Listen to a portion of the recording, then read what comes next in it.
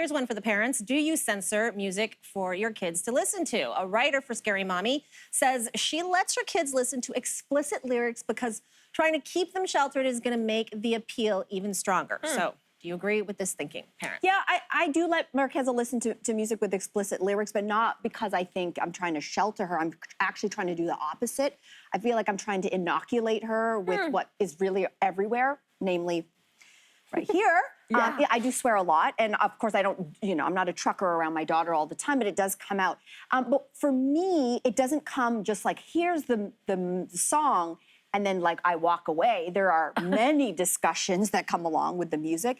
Her faves right now happen to be Doja Cat, Megan Thee Stallion, Nicki Minaj, and she specifically gets on my phone and gets the version with the E's. She doesn't like the censored version. And of course, as a parent, I was like, oh, is this good or is this bad? But because we're having side-by-side conversations about what does that word mean, what is the proper context of that word, who's allowed to use that word, who's not allowed to use that word, intent, impact, context, all of these things mean something. And because I'm Parent of the Year, we also watch RuPaul's Drag Race. And guess what? Every other word is a swear word. And you know what it's done for Marqueza? She doesn't swear. It actually makes her more hyper aware of language, and she now has a swear jar. And when she hears adults around her swear, she says, swear jar, 25 cents right there. And girl has accumulated a fortune. So this has actually made her smarter and more language aware.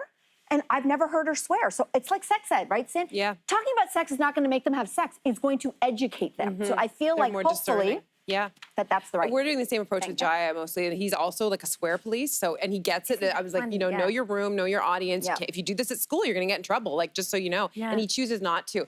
When we were talking about this, I was thinking about what do we mean by explicit? Like, I think back to myself as a child. My parents had a disco record, and one of the songs I used to always dance to, the lyrics were "Push, push in the bush." That's filthy. I mean, as a kid, you didn't know what it meant. You didn't know. Yeah, sure, double entendre. So there's that. There were a lot of songs like that. It shows you my maturity level. I'm still laughing about it. So there was that. But then I think about Jaya's level of explicitness. It's not just swearing. He's really into hip hop. And so there was one night he was in the bath and he wanted to listen to this Drake song, and I put it on YouTube. And I just remember going, whoa. He was around 6 at the time, and there was a lot of the N-word. And I didn't feel that was a conversation I was ready to have. Now he's 9. I would be able to have that conversation, but at that time, I didn't think we could get into a deep dive about what this word is, what it means, and why you can never use it. Now I think I could. Yeah. You know? Yeah. Sorry, you're back on push in the bush? You sparked a memory. There was this movie in the 80s called The Pirate Movie. Christy McNichol was in it, and the guy from Blue Lagoon, and they played a couple, and it was a sort of a modern take on the Pirates of Penzance, the famous musical. And one of the songs was Keep Pumping and Blowing. And my brother and I were obsessed, like just going through the house and singing that. But that's the sweet thing. Like, we didn't know what it meant. But on the other hand, there was a song that my mom used to play, Chris Christopherson song. And one of the lines was, when I come downstairs in my underwear. And when he said underwear, I thought, I cannot believe my parents are exposing me to this content. This is the most risque thing I have ever, like, I would scream being like, I just heard the word underwear. But I read a room. I wasn't going around in my underwear coming down the stairs. I'm going to do something for you. And you tell me what song it is and how old we all were when this song came out and we were doing this. Ready? Oh, Like a Virgin. I know you're already at it. Like a Virgin. I've seen you do this on a hotel night. Oh my God, Mel. Melissa, get up. No. She's having a moment, and I support it. I really do. Hey, can I read a tweet while you stay down there? Yes. I was 7 years old, singing at the top of my lungs like a virgin. So to your push in the bush, what were our parents letting us do back then?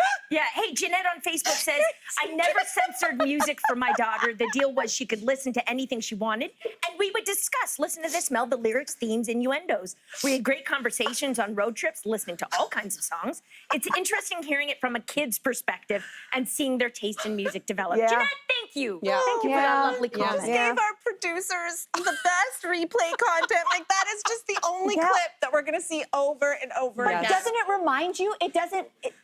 that's decades. That was 4 decades ago. Yeah. So we can't be all precious today like it hasn't happened Right. since the beginning of time. It's true, but I think you have to know when you can have, like, double entendres is one thing. Yeah. That That one is is a another- great you're right. example where it's like you actually get to have a conversation about what is that word? I remember asking, like, what does that mean? You know what I thought it was at the beginning? What? Because I was just 7 when that song came out.